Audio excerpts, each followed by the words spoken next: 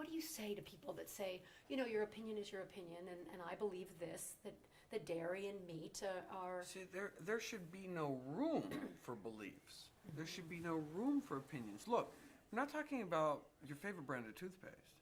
We're not talking about your favorite new music band. In that case, yeah, different strokes for different folks. Go for it, right? No, we're talking about the health of your family. And when it comes to something that critically important, then how else can we make decisions but by the best available balance of evidence, right? That's where we need to make evidence-based decisions. If anything, if you're going to make it any aspect of your life, well, shouldn't be the health of your family at least be based on something more important than something you heard about or something, right? I mean, if you're going to use critical thinking in any aspect of your life, it should be something as important as the health of your family.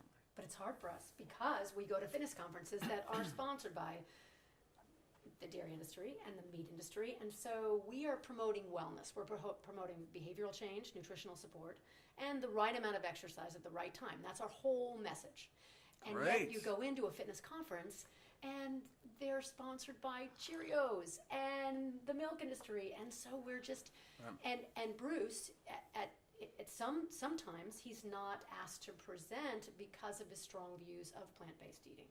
I went to a fitness conference in Canada, which you were there just the other night, and they were sponsored by the Dairy Council, and all of their nutritionists that were speaking were from the Dairy Institute. So I actually said, I'm so sorry, but I can't present for you because you're not offering a wide view so that all of your attendees or delegates can hear this information.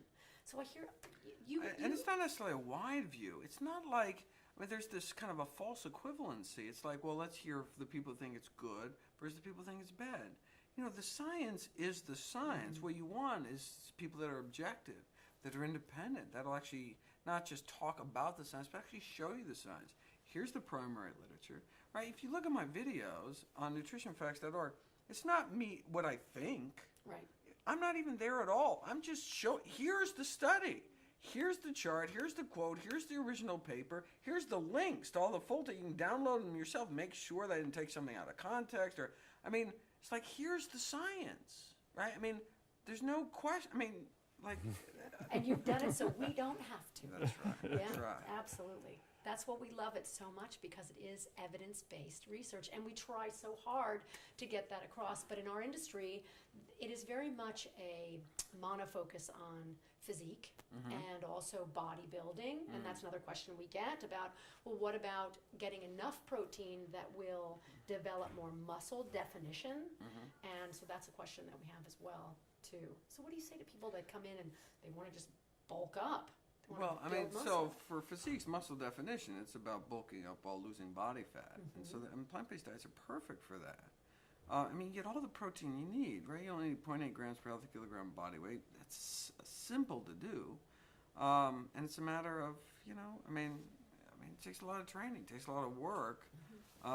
But isn't the strongest man in the world right now, Patrick Baboumian or somebody over in, literally the strongest person on the planet right now is vegan. He's strictly plant-based, right? Mr. Universe.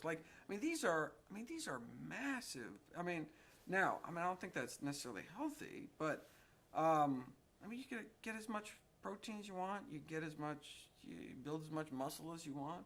But the important thing, it's not like, the goal is to not fit into a skinnier casket, right? The goal is to get a diet and lifestyle that will maximize, not only appearance and all that, but maximize one's health and longevity for the long term, right? And there's only one diet that can do that, and that's a plant-based diet.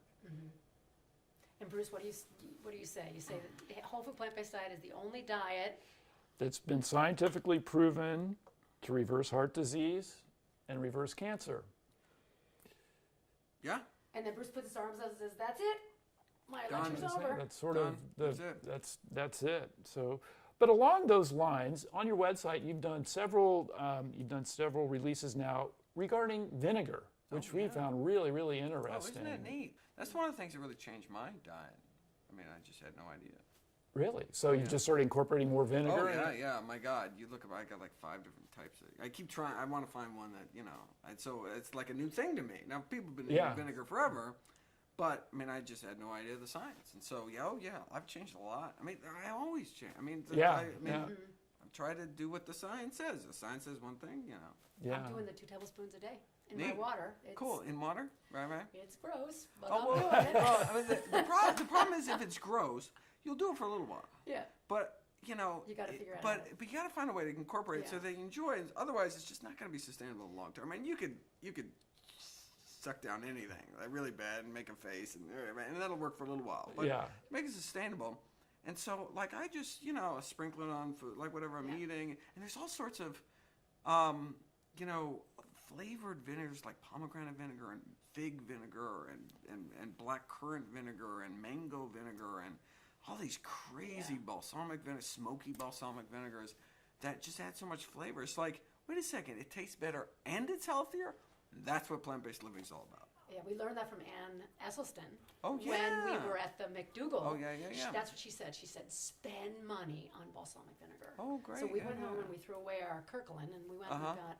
It is amazing it's a completely different thing. It really I know. is. No, in fact, they have like $1,000 bottles of vinegar, like they do with wine. It's a very similar kind of. Like I had no idea there was this whole, But right, if the only vinegar you ever taste is like distilled white vinegar they use to like scrub tile, you're like, right? I mean, you're just right, and you're just like, I mean, no wonder that you think what a weird suggestion.